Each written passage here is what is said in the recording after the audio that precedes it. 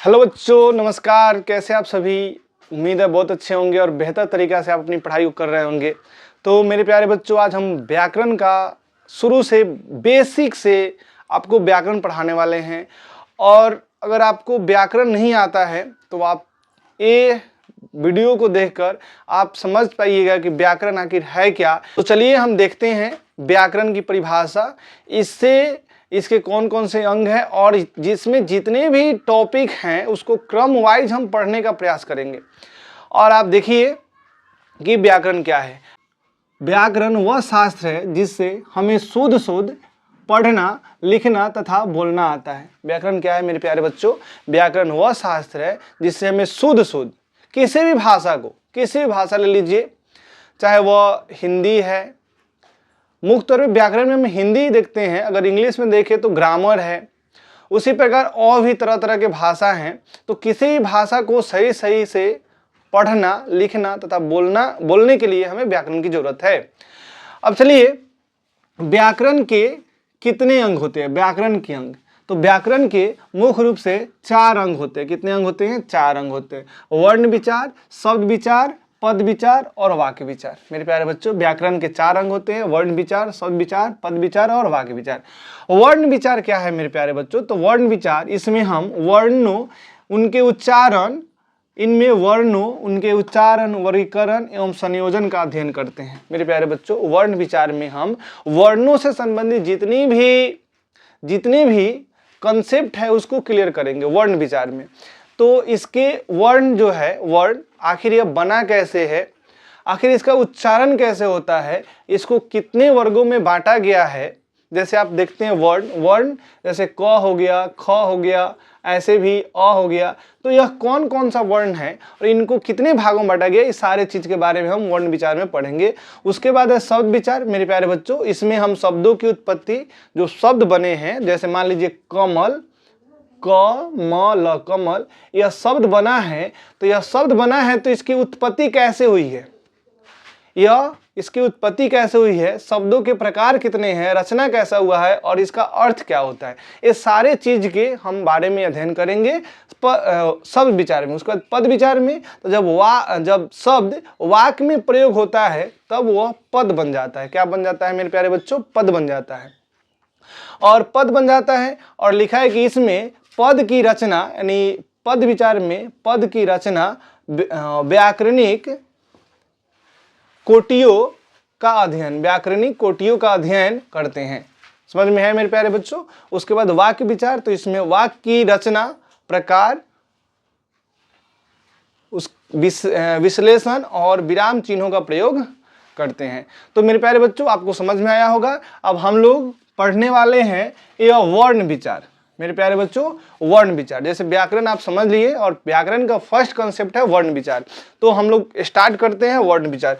आप मेरे प्यारे बच्चों वीडियो के अंत तक बने रहें, क्योंकि वीडियो आपके लिए बहुत ही हेल्पफुल और बहुत ही महत्वपूर्ण होने वाला है। वर्ण विचार, मेरे प्यारे बच्चों, आप इसको अपने कॉपी में, नोटबुक में भी लिख सकते हैं। और लिखिए, कॉपी निकालिए, नोटबुक निकालिए और इसमें देखिए, लिखिए और याद करने का प्रयास कीजिए कि आपको जल्द से जल्द ये व्याकरण के कंसेप्ट क्लियर हो। तो सबसे पहले वर्ण क्या है मेरे प्यारे बच्चों? वर्ण क्या है?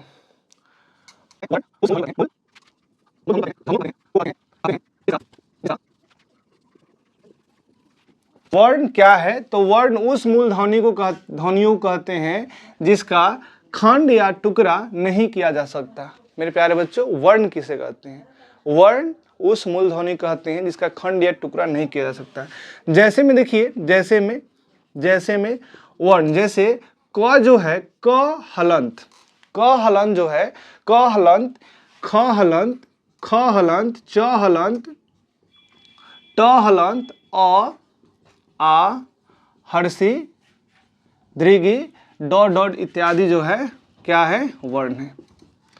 मेरे प्यारे बच्चों, क्या है? वर्ण है। अब देखिए, वर्ण कहने का मतलब है, इसको क हलंत लिखने का मतलब है कि आधा क है। और क को हम किसी भी रूप में इसको अलग नहीं कर सकते हैं। अगर यही पूरा कह रहा था, ऐसे कह रहा था मेरे प्यारे बच्चों क सिर्फ, तो इसको हम लोग दो भागों में तोड़ सकते थे, क हलंत और फिर अ। क और अ मिलकर बना क्या बनता, क। तो अगर सिर्फ क पूछे क, तो मेरे प्यारे बच्चों क जो है यह वर्ण नहीं है, बल्कि क हलंत जो है वह वर्ण है। समझ में है मेरे प्यारे बच्चों? अगर उसी प्रकार कह दे कि च कह दे च, तो च तो यह वर्ण नहीं है, यह च वर्ण नहीं है। अगर च को तोड़ने पर आधा च बन जाता, आधा च बन जाता और फिर अ बन जाता। तो अगर इसमें से पूछा जाए वर्ण कौन है, तो वर्ण च है और अ है। आधा च है, च हलंत है और अ है। यहाँ पे कह रहे परिभाषा, वर्ण उस मूलध्वनि कहते हैं जिसका खंड या टुकड़ा नहीं किया जा सकता है, इसका और छोटा टुकड़ा नहीं किया जा सकता, इतना समझ लीजिए। वर्ण उस मूलध्वनि कहते हैं जो सबसे छोटा हो। हिंदी व्याकरण में या हिंदी में ऐसे चिन्ह या ऐसे अक्षर जिसको बहुत छोटा नहीं किया जा सकता है, उसे वर्ण कहते हैं। समझ में है मेरे प्यारे बच्चों? चलिए इसके बाद हम लोग फिर जानते हैं वर्ण के भेद। वर्ण के भेद, वर्ण के भेद, वर्ण के प्रकार। तो मेरे प्यारे बच्चों वर्ण जो है दो प्रकार के होते हैं, दो प्रकार के होते हैं। वर्ण कितने प्रकार के होते हैं? दो प्रकार के होते हैं। एक में होता है मेरे प्यारे बच्चों स्वर्ण वर्ण, एक में होता है स्वर्ण वर्ण, स्वर वर्ण, और दो में होता है व्यंजन वर्ण, व्यंजन वर्ण। मेरे प्यारे बच्चों एक में होता है स्वर्ण वर्ण और दूसरा में होता है व्यंजन वर्ण। अब हम देखते हैं स्वर्ण वर्ण क्या है। मेरे प्यारे बच्चों स्वर्ण वर्ण क्या है?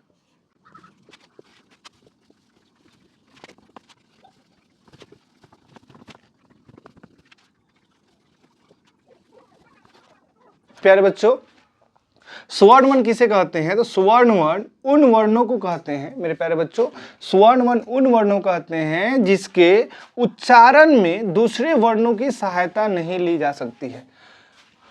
मेरे प्यारे बच्चों हम जो वर्ड बोल रहे हैं, जो बोल रहे हैं, जो आप सुन रहे हैं, हम किसी न किसी शब्द का उच्चारण कर रहे हैं, किसी न किसी वाक्य का उच्चारण कर रहे हैं।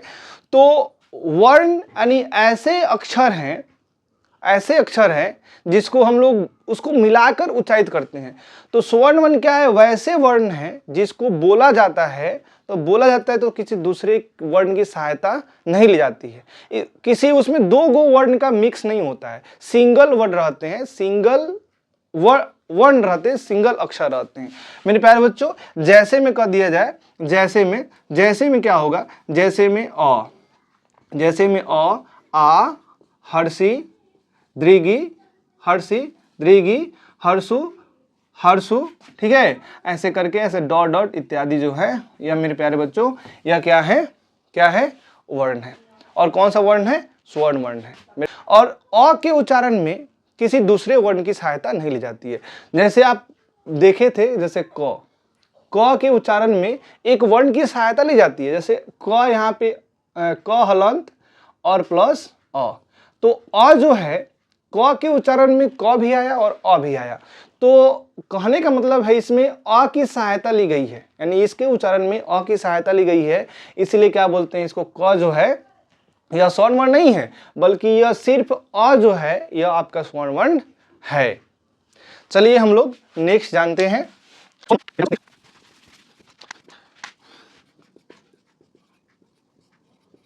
स्वर्ण वर्ण 11 होते हैं। स्वर्ण वर्ण कितने होते हैं? स्वर्ण वर्ण 11 होते हैं। और 11 कौन कौन होते हैं? अ, आ, हर्षी, दृघी, हर्षु, दृगु, उसके बाद री, ए, ओ, औ। मेरे प्यारे बच्चों यह 11 जो है स्वर्ण वर्ण है। उसके बाद नेक्स्ट है व्यंजन, व्यंजन वर्ण।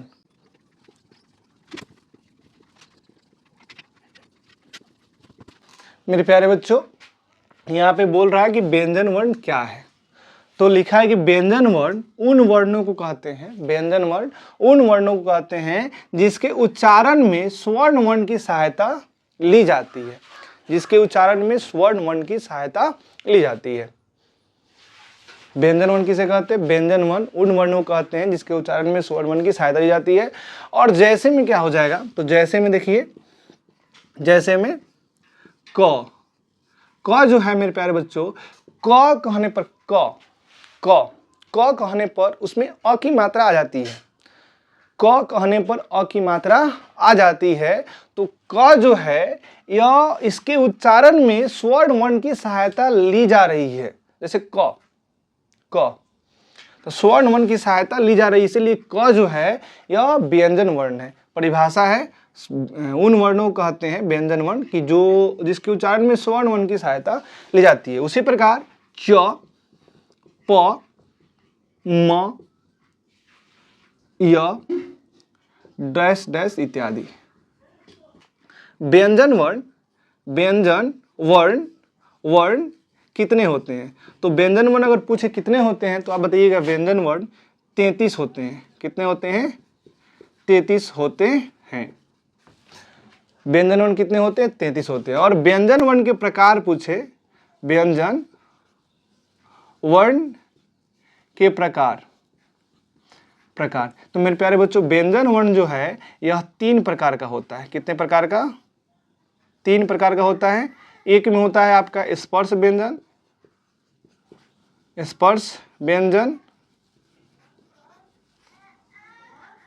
अंतस्थ व्यंजन और उष्ण व्यंजन।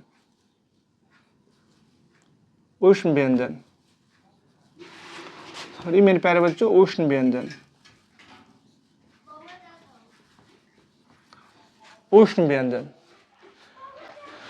मेरे प्यारे बच्चों, स्पर्श व्यंजन, अंतस्थ व्यंजन, उष्ण व्यंजन। अगर यही पूछे कि स्पर्श व्यंजन कितने होते हैं मेरे प्यारे बच्चों, तो स्पर्श व्यंजन जो है यह 25 होते हैं। कितने होते हैं? 25। स्पर्श व्यंजन कितने होते हैं? 25 होते हैं। स्पर्श व्यंजन कितने होते हैं? 25। तो स्पर्श व्यंजन कौन कौन होते हैं? तो आप याद रखिएगा कि क वर्ग कहने का मतलब है क, ख, ग, घ, अंग, क से लेकर अंग तक। क वर्ग, च वर्ग, उसके बाद ट वर्ग, उसके बाद त वर्ग, उसके बाद प वर्ग। ऐसे 25 होते हैं। अंतस्थ व्यंजन जो है वह 4 होते हैं मेरे प्यारे बच्चों, 4 होते हैं। कौन कौन होते हैं? य, र, ल और व। और उष्ण व्यंजन कितने होते हैं? तो उष्ण व्यंजन भी 4 होते हैं। व के बाद तालब स, मूर्धन्य स, दंत स और ह। ये सब क्या है मेरे प्यारे बच्चों?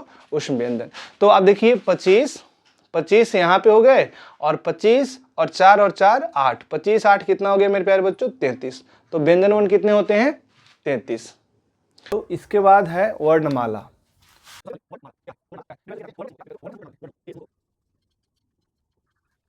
मेरे प्यारे बच्चों, वर्णों के समूह को क्या कहते हैं? वर्णों के समूह को वर्णमाला कहते हैं। वर्ण के समूह क्या हो जाएंगे? जैसे आप जानते हैं, जैसे में क, च, ट, प। ये मेरे प्यारे बच्चों यह वर्णमाला है। क्या है?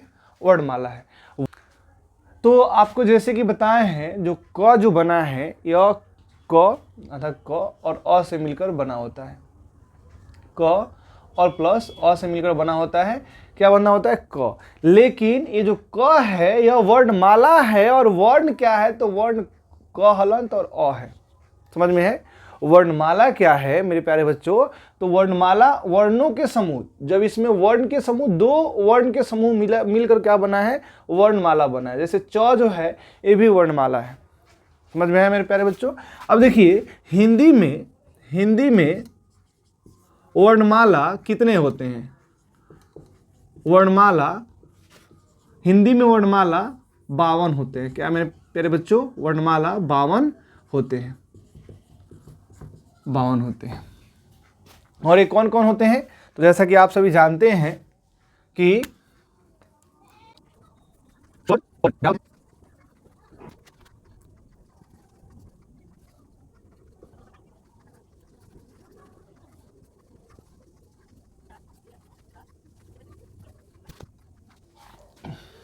मेरे प्यारे बच्चों, जैसे कि आप जानते हैं कि स्वर्ण वर्ण 11 होते हैं, व्यंजन वर्ण 33 होते हैं, जो आपको बता दिया गया है। अयोगवाह 2 होते हैं, ढ और ड होते हैं, विसर्ग 1 होता है और अनुस्वार 1 होता है, और उसके बाद आपका दिया है संयुक्त व्यंजन जो होते हैं वह 4 होते हैं। संयुक्त व्यंजन कितने होते हैं? संयुक्त व्यंजन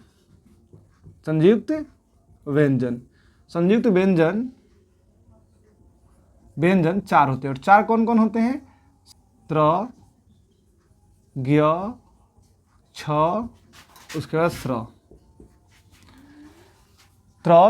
उसके बाद छ, और ये जो होता है स्र। अब देखिएगा इसमें जो संयुक्त व्यंजन, यह 2 व्यंजनों के मेल से बना हुआ है। जो ये त्र है और ये आधा त और प्लस र से मिलकर बना है, और ये जो ज्ञ है आधा ज और य से मिलकर बना है, जिया, और ये वाला जो है आधा क और श से मिलकर क्या बना है? कश। और यह स्र जो है वह आधा तालब स और मिलकर बना है र से, स्र। तो आप देख सकते हैं मेरे प्यारे बच्चों, 33, 11 और 33 कितना हो गया? 44 और 2 46 हो गया, 47, 48, 48 और 4 कितना हो गया? 52। तो हिंदी में कुल कितने वर्णमाला है? तो वर्णमाला 52 है। तक के लिए मेरे प्यारे बच्चों इतना ही। कल मिलेंगे फिर नेक्स्ट वीडियो के साथ। जब तक के लिए थैंक यू फॉर वॉचिंग। जय हिंद, जय भारत।